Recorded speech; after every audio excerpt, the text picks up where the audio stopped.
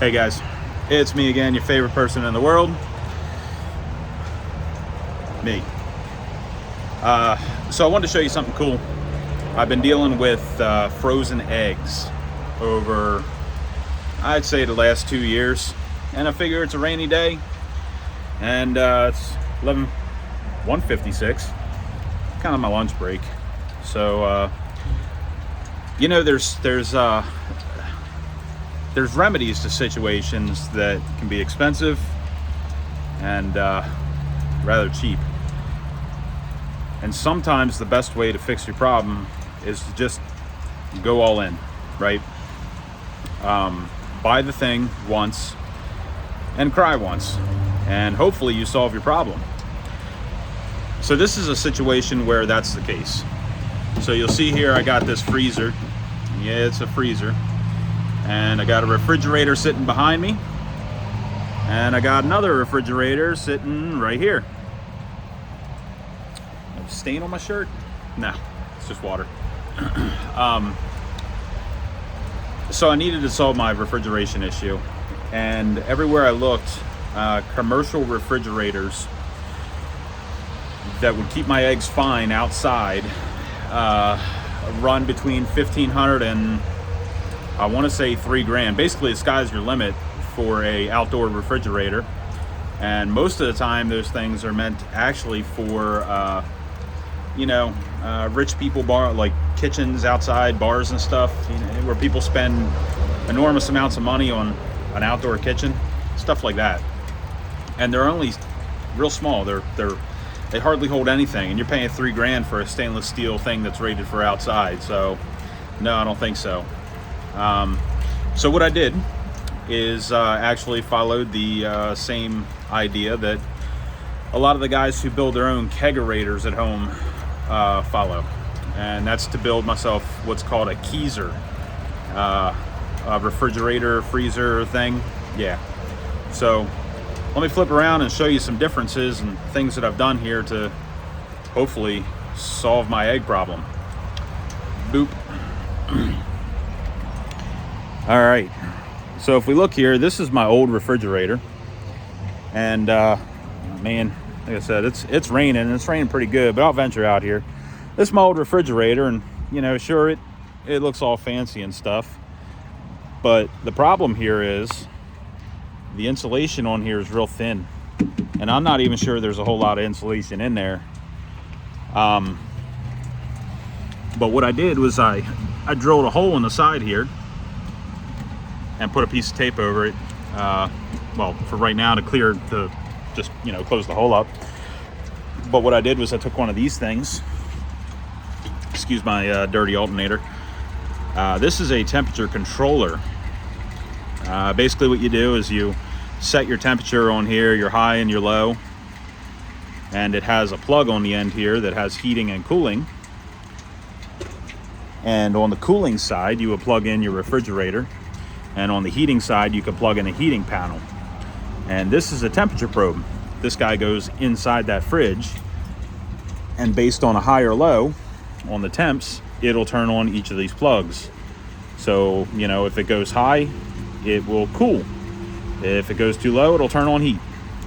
That's what the point of this is. Works really well. They beep and they're annoying, and unfortunately for me, my $300 fridge thing here actually could not keep up at all with anything, either too high or too low.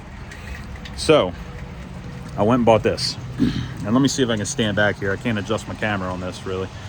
So this is a excuse me, this is a freezer, and it is a garage ready freezer. The specs say that it'll operate between I think it was 0 degrees Fahrenheit and 112 degrees Fahrenheit. So it'll work in a garage. If your garage gets cold, stuff freezes, whatever. So remember how I showed you that insulation? This is a lot thicker. It's almost 4 inches thick here between the sides versus the other one, which was like 2 inches. So you can see there, 38 degrees. That's about the temperature you want to keep washed eggs at. I think they say between, I want to say between 38 and 45, whatever. Either way, hopefully I can stay at that temperature. I've been testing here the past few days, and I actually have two of these. So I have one on here. You can see it's set at 38, and since I opened the freezer door, it's slowly going up. See, we're at 39.4, 39.5. So it's going up, and what that'll do is once it trips a certain, I think it's 40 degrees, it'll turn on the the freezer. It's not 40 degrees, there it is. It'll turn on the freezer and turn the compressor on to cool. Now what you want to do is when you set this up, you actually want to set the temperature to the coldest possible, fully on. Basically what that does is lock the compressor in on mode, and makes it so it will reach the temperature that you need. Because some of these new freezers, they go up and down with linear inverter compressors or some fancy talk to save energy. So you need to lock that compressor completely on for when this guy turns on. So now the thing at the bottom here is a Brooder panel, and the purpose of this is actually to provide heat. So in the winter time when the in the winter time when the temperature becomes too low, the freezer may not be able to adequately insulate well enough to prevent the freezing of eggs. So you put a heater in it.